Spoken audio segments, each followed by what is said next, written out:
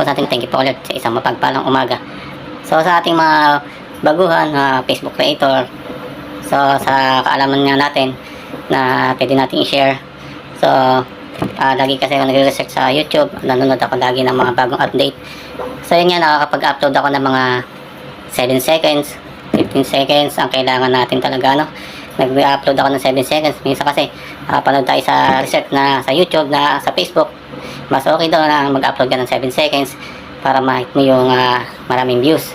So ngayon naman, ang update na napanood ko ay kailangan talaga is maximum natin ng 15 seconds o 1 minute, no? So mas mahaba sa 15 seconds daw kasi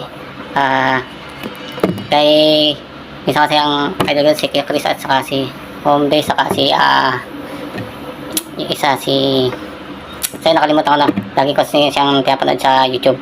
Basta ang earnings niya, so zero balance pero monetize siya, tapos ang dami niyang views kasi yung kanyang upload ay puro 7 seconds, walang longer ng 15 seconds, kaya yun, hindi pasok sa kaya walang earnings.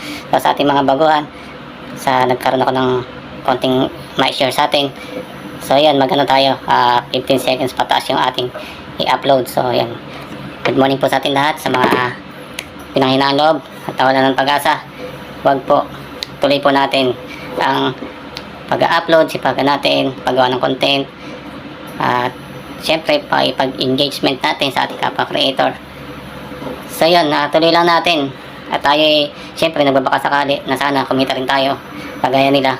So yun, ganito lang po ang ating upload video at maraming salamat. Palike and follow, share naman para naman mapanood ng ating mga kapwa creator na baguhan. So salamat mga idol.